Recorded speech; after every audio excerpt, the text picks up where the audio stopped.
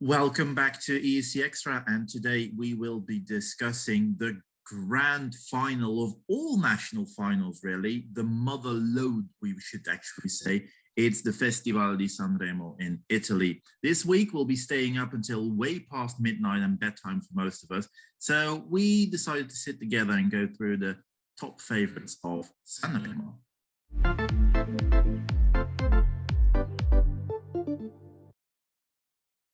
So on Tuesday night, we had the first semi of Sanremo. Well, not the first semi, the first night, actually. The first night where we saw some big favorites, and I'll be discussing those with my two best colleagues, really.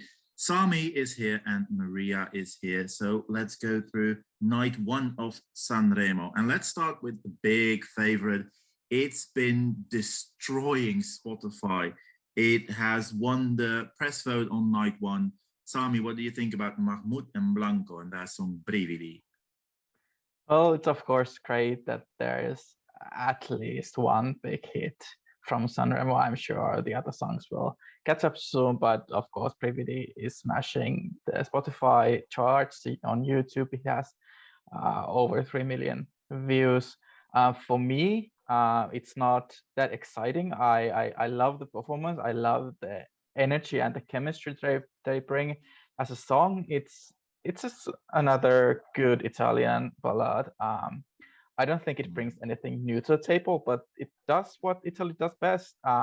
We saw it with L'Essenziale. We could have seen it with Fai Amore. And if they bring this to Eurovision, I'm sure they will do well.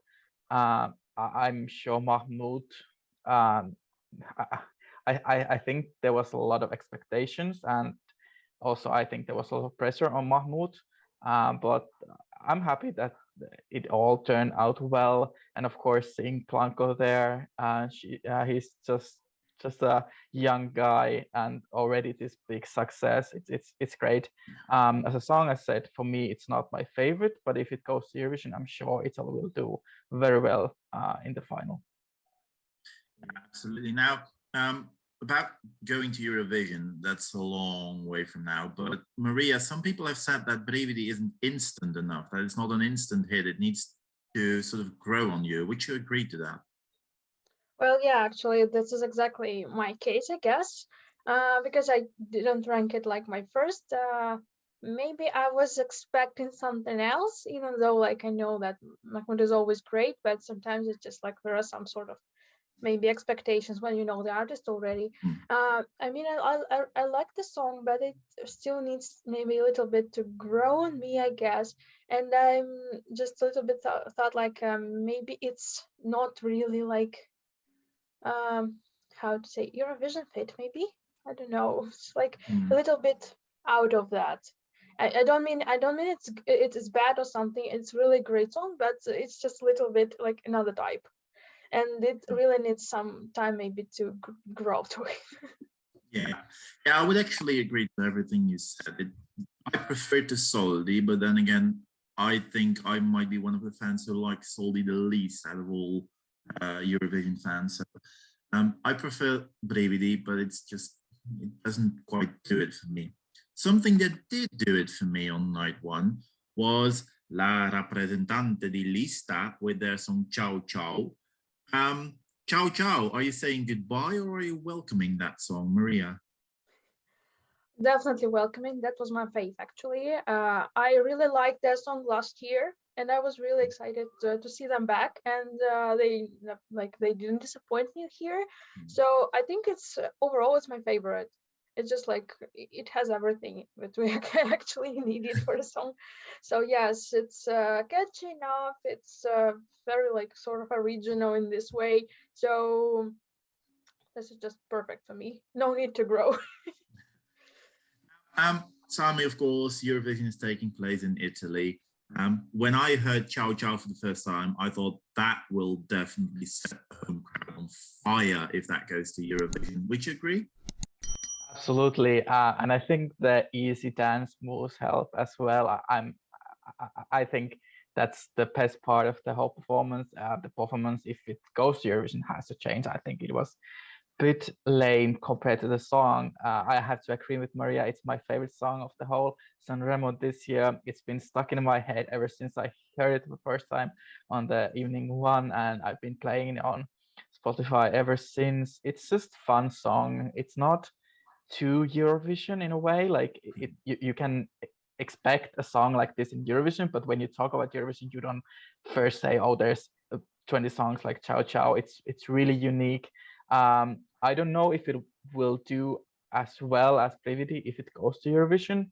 I think Privity has more potential on growing as a big like jury favorite and also a televote favorite. But I would like to see Ciao Ciao, especially as I said in Turin, and all the Italian people singing along and hopefully dancing along to this song.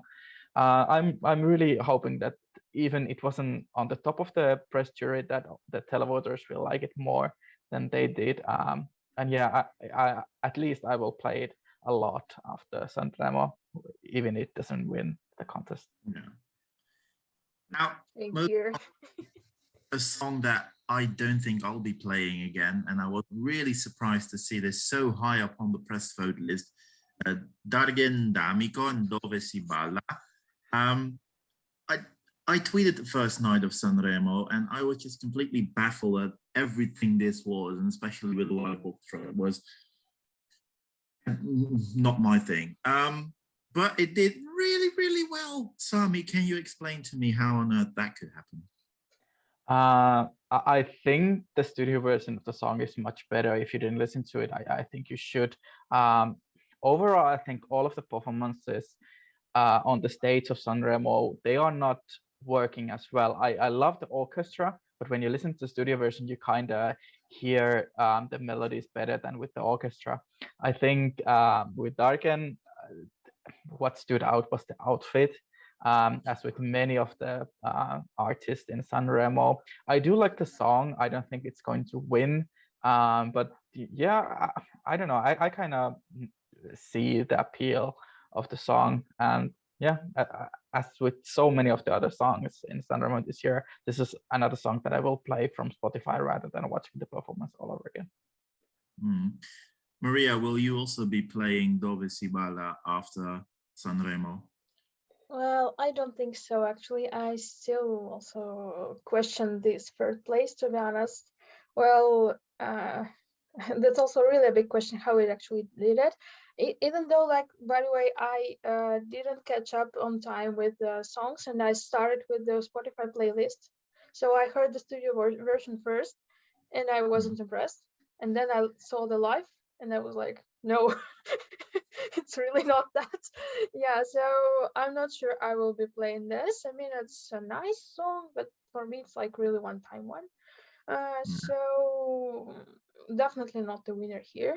It's safe to say, I think. But well, also possible. Yeah, you never know. Yeah. Now, for night one, I think those were the three big favorites. Sami, is there anything else you want to highlight in this night that really stood out to you? I have to mention Gianni Morandi. That song was so well. When these Italian legends come to Sanremo, you expect some really heartfelt ballad, but he came with this song that could be performed by any other Italian artist on the competition. It's really traditional Italian pop, and I really enjoy it. I love the performance. He looked so happy. I don't know how he has so much energy, and yeah, it is. This is why we love Sanremo, because I think similar to Melody Festival, and that there are artists who actually are like on top of the charts, but also the artists who every Italian person knows, and that's like, it's so amazing to see how happy they are to be here, and that's maybe the value of Sanremo as well. Like also the artists feel like this is a great stage for them to come back year after year after year. Absolutely. Now, I'm just going to make a bold prediction, and if it happens, then this will be on camera and on video forever. If Gianni Morandi does well on cover night and he somehow wins that, which could happen because that's the night where the crooners usually win, Apri tutte le porte could somehow snatch the crown on Saturday. That could gain momentum. The old people have done it before, 2013 Roberto Vecchioni, 2016 Stadio. If he does well tonight, God knows what will happen. Maria, is there anything you want to highlight from this semi? Or semi? Well, okay, Sam already did for Gianni Morandi, because actually that was a really very, I can't say I was expecting anything. I was already like happy that actually people like this, like artists like this, enter the competition. It means that still Måneskin did their thing and inspired so much age ranges, let's say it like that.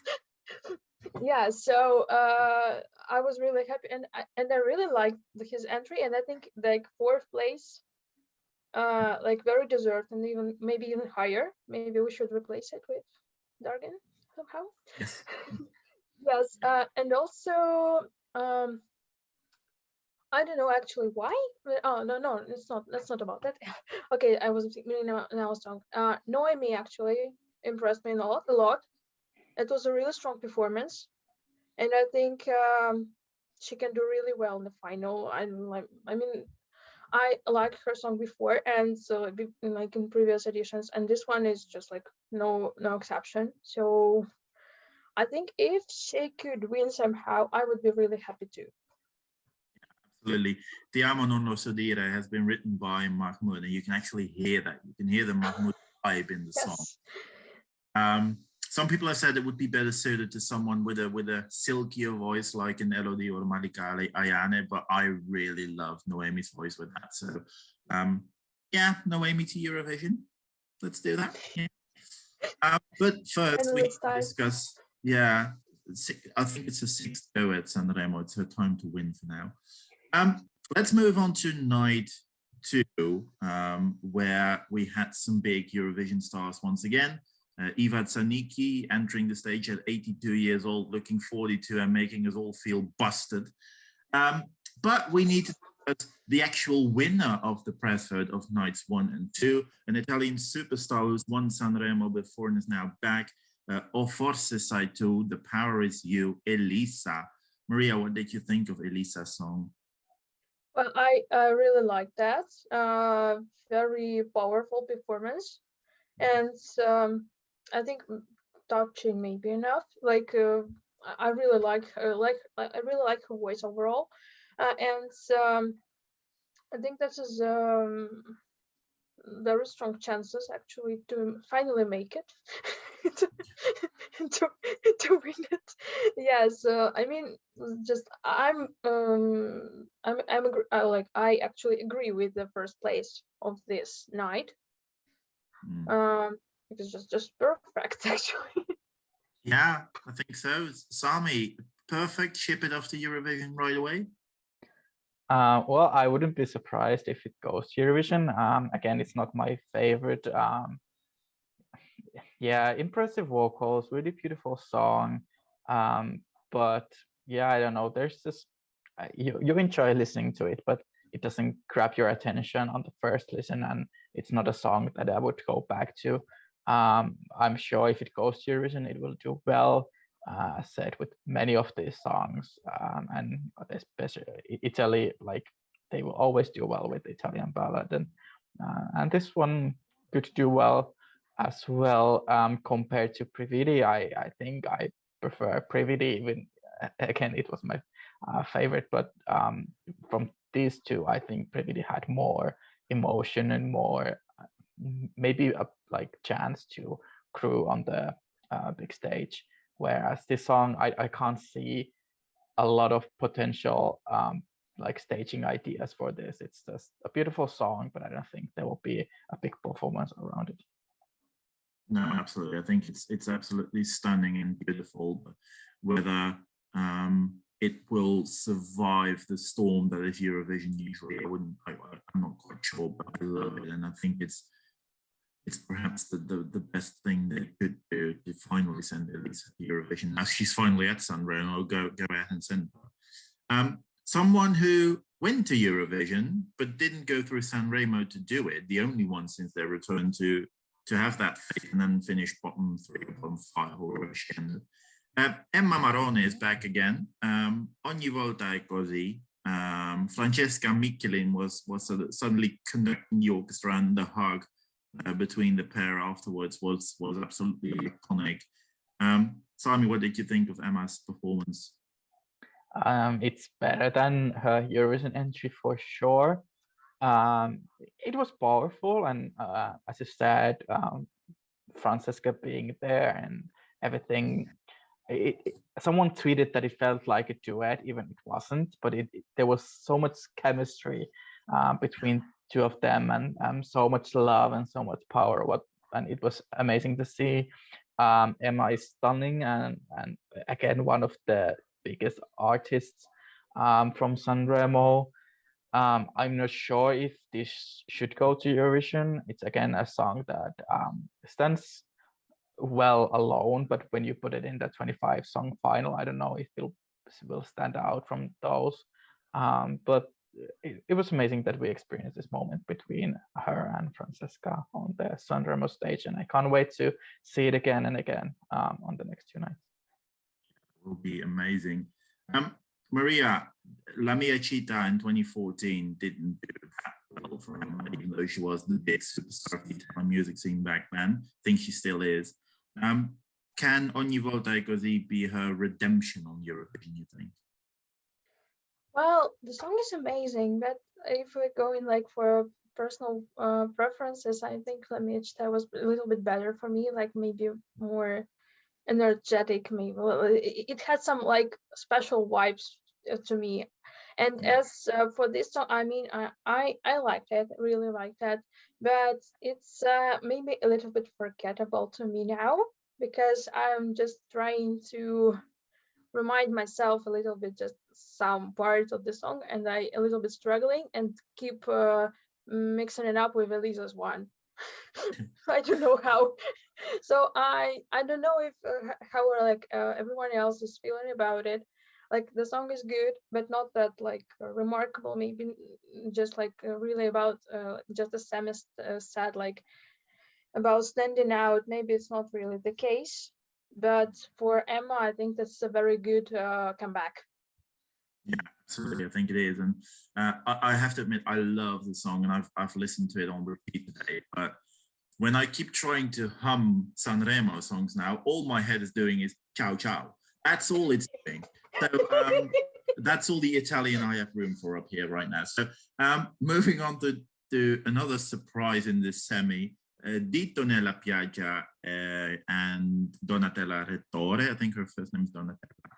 And they performed Chimica. And when that entered the stage, I was like, okay, this is going to be one of those typically Sanremo jokey kind of entries with, I don't want to be disrespectful, but with a lady of a certain age who's had a couple of visits to a special doctor. And that is exactly what we got. And I think they're even singing about chemicals. Maria, what do you make of that song? Well, this is sort of like another Ciao Ciao, but a little bit another way. Like Chimica. So we go this way. Yes, but it's not like my favorite, but it definitely stands out. It's like it's a little bit a highlight here. It stands out maybe like out of all ballads, it's just like something boom on stage with this so like very, it's sort of really catchy. I'm not sure still about the song, but they still did a great job by being more remarkable than other songs. So yeah, it's a little bit like questionable in some ways. Sami, is this just Italy being Italy and Sanremo being Sanremo?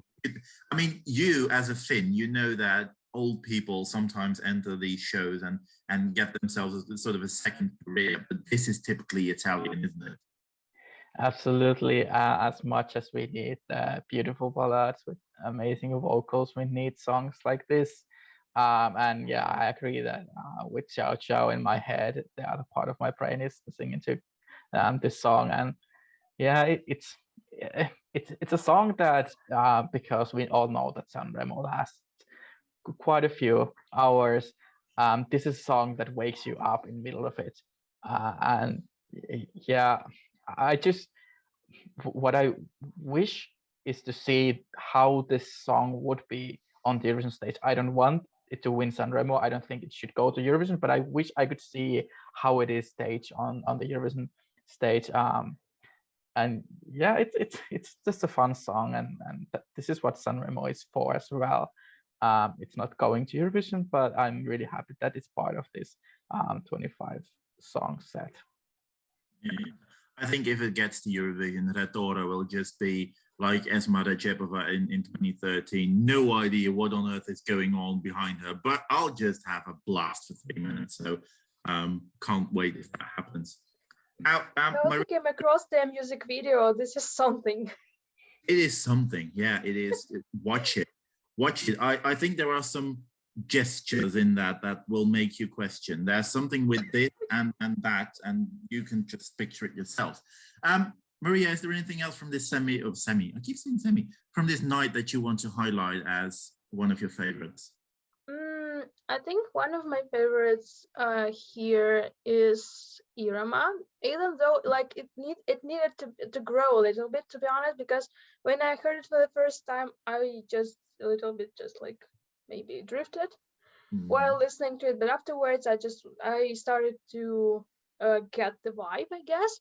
And also I don't know actually how it ended up so low, but high snow and whatever. I don't know how to read it, but actually their song is quite wavy too. I don't know how it ended up 9th.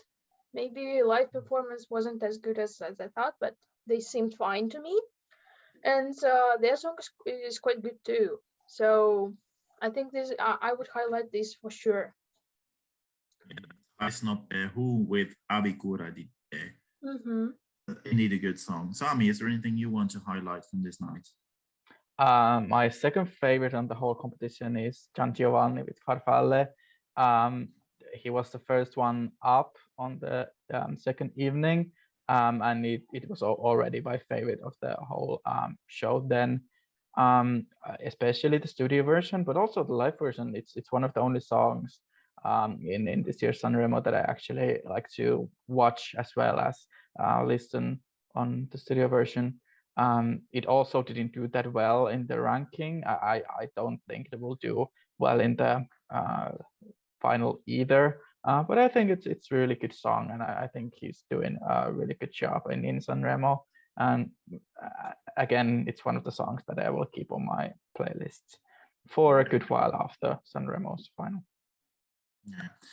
For me, people who know me know that I quite like a song by a lady of a certain age. So I'm going to highlight Iva Zanicki and Voglio Amarti. That was just so powerful. That was a moment, and I will treasure it forever. Yeah, I really enjoyed that one. And I have to say, back to night one, Anna Mena finishing in last and finishing in last in general was the shock of the century, because she was one of the big contest favorites. But let's just say after that vocal performance, it's not the biggest surprise of the world, is it? Right, so we've gone through basically night one, night two. We've highlighted the favorites that we have seen so far. It is time to move on to our predictions. Who is going to win Sanremo and why? Ladies first, Maria. Thank you. Well, I am very bad at predicting this year, to be honest, because I don't know how to. I just hope the whole fandom wouldn't cancel me right now. But this year came a little bit underwhelming for me in comparison to last year. I don't know why. It's just like some songs just really passed me by so much, which last year I liked almost every single one at some point. Here I still think that I still hope, that La Rappresentante di Lista has some chance here to really have a breakthrough, because it's really ciao ciao in our heads already. Hello, we got it. Yes, and I also think that probably Mahmoud still can get this too. Mostly also like thanks to this great history of already, and also he came up with a really nice song, even though like it's maybe not that instant hit for some people like me, for example. So I think he still has a chance. So I think it can be like, okay, if we get in top 3, let me see, like, okay, la representante de lista, Mahmoud and Elisa, in my opinion, like one of them. That might be spot on. And if you had to pick one, just one, who would it be? La representante de lista. Sami, who is your top pick for Sanremo? As I said, Ciao Ciao is my favorite song, but I think Mahmoud and Blanco will win. It's just everything that has been happening since the first evening, all the great YouTube views and Spotify streams and everything. Of course, people who don't use Spotify or YouTube also vote in Sanremo, and there's also the demoscopic jury and also the press jury still have some say in the results. But I still think this is the one to beat. But I agree with Marianne, as we talked previously, it would be amazing to see Ciao Ciao on the stage in Turin and getting all the Italian and probably all of the Eurovision fans wild on the stage. Ooh, it's a good. I think I'm going to say, well, my top 3 is Elisa, Emma, and Noemi, with La Representante de Lista quite close behind. But I'm going to say that Elisa will finally take it. I think Mahmoud will probably win one of the 2 votes here or there, but I think Elisa is strong enough in general. So I'm going to say Elisa for Eurovision here. So there we have it. Sanremo 2022. They do their shows in 5.5 hours. We do ours in about 20 minutes. So I hope you enjoyed watching this, and I think we have gone through the favorites quite well, so you know what to expect on Saturday. Now, if you want to stay tuned to everything we do at ESCXTRA, make sure you hit the little notification button below, the little bell, so you get updates on all the videos we do. Make sure you follow us on all social media, and make sure to let us know below what you think about Sanremo 2022. We'll see you next time.